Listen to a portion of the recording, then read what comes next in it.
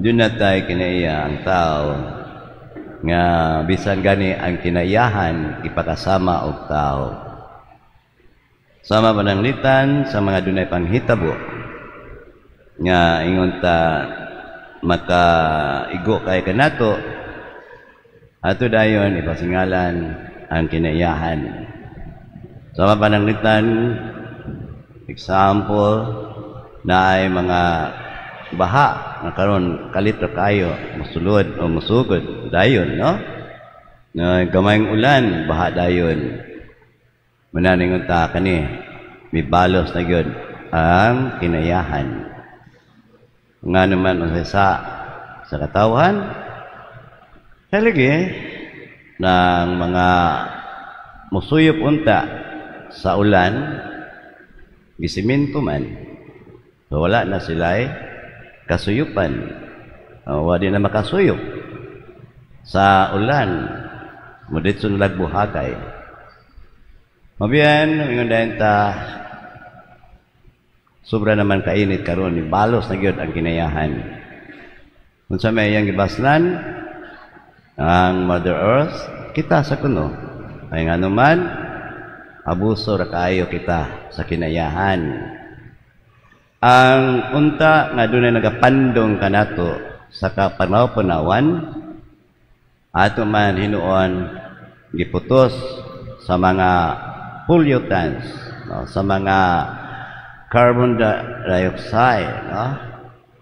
Or ingon ta sa carbon monoxide kay digi imbis unta kini mulahos lang unta nga ingon ta mapapas ra aban ligi tungod ni anang emission gikan sa tong mga pagsunog mga plastic paggamit ana mga tambutso nga tungod sa gasolina tungod sa krudo or bien tingali sa mga gigamit gyapon nato karon ang carbon nya kay ba man ta unsang pollution ni ana so nabuslot to dito ang nagpunaw sa kapunawan nato diretso na lang dayon sa kainit ang sa kalibutan so dili na siya mo bounce back no kaya nabuslot naman mananga ang pandong unta nato nawa man muna iminta ni bounce na gyud ang kinayahan kumiyan makadungog ta ningon nga nahurot man ang tubig namo nahubsan man nahubsan man ang tubig namo kay ano man kuno kay dunay dako kay kahoy nga giputol kay giputol ang kahoy basin ang kadtong nagpuyo dito maoy nasuko gipawong niya ang kahoy ang tuburan muna diin di ay tungod lang di ay sad kay kadtong tang kahoy dili kay tungod kadunay nagpuyo mabitang mahadlok kayo ang mga tao no di kita mapapatol ni ana hasta mamutol mahadlok yun kay basin ko naay nagpuyo ni ana manimaw sa nato no sakit anya tinuod man kay ano wa gyud ang kahoy nga dako kayo karaan kayo nga may nagpugong unta sa maong tubig nga mubuhagay pa no gani Niyatong kakaraan ng panahon nga nang gitawag na to o manawag na yung taog tambalan tambalan ang mga tayo tambalan nga doon ay ritual nga buhaton say makatawata say gamiton or mga ritual nga pamagi ngita yung baboy nga itom magtiil itom o kuban pala bata itom gyud manok na itom o balhibo itom o tiil itom o unod ay mataon ay hawon na nga naman aron unta kano mahaulian ang atong kinaiyahan balik ang tubig mabitaw sa kaniadto mga batan-on ta mapatay kay buot doon ako na eclipse gani eclipse mawa kanang labilang lunar eclipse do nga doon may eclipse sa buwan matago ang buwan tungod sa anino sa adlaw mga mingon dayon ta manambal magtambol dayon ta iuli ang iuli taon ang among buwan, iuli ang buwan. Kay base nakasamok mo nimo, no, iuli taon kay gikaon sa bakunawa. Mana mangingon dayon ta og kita ta mananambal. Doon na ritual ini. Kana sa karaan mo na actually naasa na hangtod karon. Aron ta nga maka-reconcile sa nature. Naagihapon na ang kinaiya sa aban nga natibo, especially yung mga native Indians, no? Kanabang American Indians. Yun sa aron dili masuko ang kinaiyahan, mamasul na sila, managat na sila, doon na gina i-offer something, no? Ibutang gina nila sa tubig, sigarilyo or kana tobacco ba, yan ang ilaban na nila. O bien manghunting sila, mamusuil sila og mga kayupan para lang sa pagkaon gyud. Kaya di masana sila mo kuan kana mga American Indians, di na sila manguha og mga pagkaon nga sobra kayo. Ang kutob ra gyud sa ilang konsumo. Gani di man na sila mamaligya gyud. Tagaan ka, hatagan ka, mga Canadian Indians, pero di ikabaligya nila. Magyapon. Tadi pa musugod sila sa ilang hunting season na ritual to appease, no? Aron nga makalma or dili manimaos kanila ang kinayahan. Tinuod man, mas daghan kayo sila isda, no? Bisan pag wala dagat kayo, bisa ana sa mga sapa, pero tindaghan na, di yun maurot. Ang ilang mga deer, ang ilang mga i-hunting nila, daghan pa kayo. No, kaya tungod, na-reconcile sila. They are living with the nature. No, nagpuyo sila liha sa kinaiyahan. Manana with the kinaiyahan. Ang reconciliation yun. Apa kay hiuli yun? Sa adtong ilang nalapasan, ibalik yun na. Mana ang mensahe sa atong Ginoo karong adlaw. Mao na ang atong sumbanan, no? Sa mga katawhan. Ngaunta, wag tangon na ang gitawag og panimalus. Bago lang kayo ta nagsaulog katong September 11, 2011. 211, ha? Ano sa to? 911. Ato bang gibombahan ang Twin Tower? Unsa man nahitabo after ana? Panimaos, revenge. Panimaos, mga perting daghana nga gubat adto, perting nangamatay. Ninuod, 3,000 kapin ang nangamatay adto sa pagbomba lang. Pero after ana, gubat sa Iran, gubat sa Iraq, gubat sa Afghanistan, di maihap. No. The war begets war. Tungod sa gubat, mga anak na sa naglaing gubat. So magkaingon, tadili gaday maayo ang kanang gitawag og pagpanimalos, revenge, no? Mabitaw nga ningon ang atong Ginoo, nganong mapasaylo man kita. Nganong man ato ganang huktan ang kanang mapasayloon nga kasing-kasing. Una, si Kristo mismo ang nag-hisgot ini. Sa ebanghelyo nga akong ibasa, si Pedro nangutana, kapila man gyud mi? No, kapila man gyud mi mapasaylo.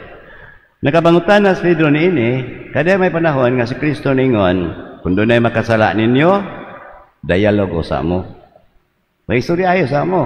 O di sa mamati, alam ngita of witnesses, no? Duha or tulo, testigo na. Nga gusto makiguli siya kanimo, ikaw makiguli ka niya. Panigyo ka na patuo, isipa nga siya lang yaw diha sa simbahan. Muna ingon si Pedro, kapila magyud mi mga mupasaylo gyud. Katulo ka upat, ningon siya 70 times 7. Ayaw na ipa. 70 times 7 pila. Kundili, ningon 70 times 7. 490. So sa ato pa way katapusan ang pagpasaylo. Kaya tinuod, kanang pag muhatag ta sa atong pasaylo, no? Kaya nga naman, mo nagisulti ni Kristo. Na pasaylo ang imong sa katao no.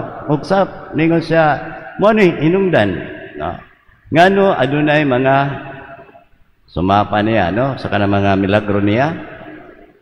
Duol sila kaniya kay magpaayo. Magpatambal sa masakit mga balatian. Unsa may isulti niya? Lakaw o ayaw na pagpakasala. Meaning, you are forgiven, pasaylo ka na. So, muna si Kristo mismo ang nagpakita gyud no? Na kinahanglan ang pagpasaylo sa mga sala. Kaduha ay kalain pod nga punto nga naman mo pasaylo ta sa atong mga sala. Hinumduman nato siya iagyon ang naghimo sa buhat sa pagpasaylo na way laing makalabaw pa sa iyang pagpakita nga kita gipasaylo sa mga sala. Ang suman, nagpakamatay siya tungod sa atong mga sala, meaning ipasaylo atong mga sala tungod sa iyang kamatayon. So muna moingon ta Kristo Ginoo gipatay sa mga tao, gipasaylo pa gyud niya. Dili lang ang kamatayon. Iya ba gyud ningon pasaylua sila kay wa sila masayod sa ilang gibuhat. Muna inta dili lamang kay tungod kay gisugot ta nga nabuhat sa na ni Kristo, kundi kung ato sa tan-awon sa psychologically, no?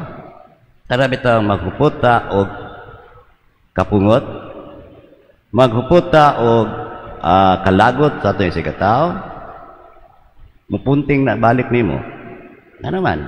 Di ka katuog, no? Mubalik na mo ang gibuhat imong dautan diha kanimo. Hangtod nga mo ingon noon nga unsaon ka nako pagpanimalos. So mabalik na nimo, overwork kay ka sa hunahuna nimo, di ka katug, ang balik na nimo. Sa may sakit na noon ka, no? Whereas kung pasayloon nimo ang imong mga nakasala kanimo, mawagtang na ang imong ingon takapungot, mawagtang na ang imong kalagot ya kaniya. Plus pagiyod, that is a blessing sa imong ipasaylo. Nakahatag kag panalangin kaniya. Kaya sumapa, kay wa sila masayod, silang gibuhat, mo nang gihimo ni Kristo, no? So gipasaylo niya. Ginoo nagpasaylo sa iyang mga binuhat, kita pa kaha nga binuhat ta. Dili ta ka mo pasaylo sa aton isikataw. No? Nya mauro ba na ang timailhan nga kita tinuod gayud sama ni Kristo. Be like Christ, you are a Christian. Kay nga naman si Kristo mismo ang nagbuhat sa pagpasaylo. Ang buhat ay pagpasaylo mo timaan nga ikaw usa ka sama ni Kristo. O dili kay sama ni Kristo, sama ka sa Ginoo gyud. You are made in the image of our God. Diba? Gibuhat ta sa dagway sa Ginoo. Sa may dagway niya mapasayloon. Kung dili tayo mapasaylo, adi tayo takamao, adi tayo dagway sa atong Ginoo. We need that grace. Tinuod. Magkinahanglan ta grasya ni ana. Yun ta, una-una gyud nato umingon din ta, lisura gyud pagpasaylo no? Gusto gyud kayo. Maghuna-huna ko, mubalik na po to ang sakit nga gibuhat niya nako, bisag ako gibuhat nga dautan, lisura gyud pagpasaylo. Mabitaw ang panultihon nga giingon, to err is human, to forgive is divine. Kaya ang pagpasaylo Diyos nun man, pangayo tag grasya nga adunay muhatag kanato sa atong kasing-kasing mapasayloon nga mao atong Ginoo. To forgive is divine. So pangayon ta na, di ka na mahimo nato nga mapasaylo ta, dali ra kayo ta. Tinuod, mingon ta, time heals, no? Ang panahon ra makalimot ra kita ana. Ang panahon ra mapasaylo makaalim na kanato. Base nakalimot sa ta. Nga nang Ginoo nagpasaylo kita mabinuhat. Binuhat di ta mapasaylo sa atong isika magbubuhat. Kung ang Ginoo nagpasaylo sa itong isikataw, kita mapasaylo sa atong isikataw, base nakalimot pud ka pasayloan imong kaugalingon. Nga nung magbalik-balik man na ang kuan, konsensya, no? Nga mukot-kot nimo.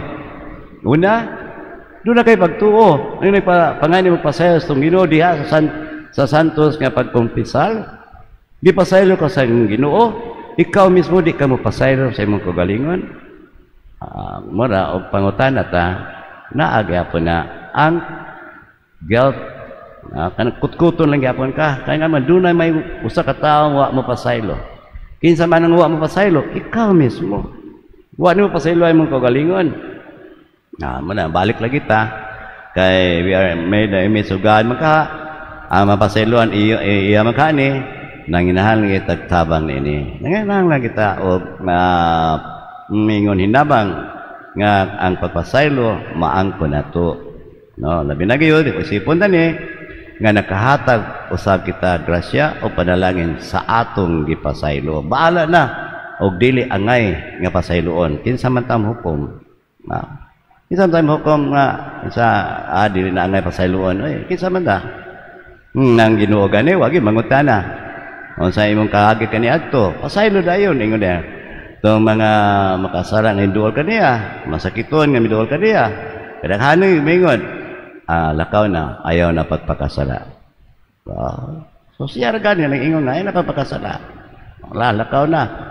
So ang tinuod ay, nga pagka-image and likeness of God, ang mapasayloon na to nga kinaiya. Ngadto sa usag-usa kanato.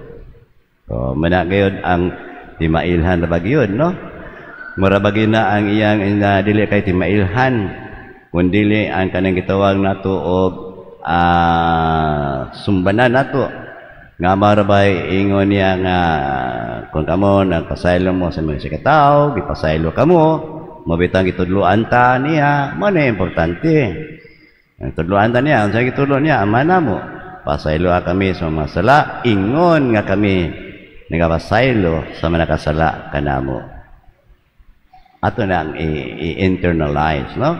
Ato ang kuno na, kinahanglan yun ay kanang pagpasaylo, kay mo na'y kondisyon nga kita pasayloon sa.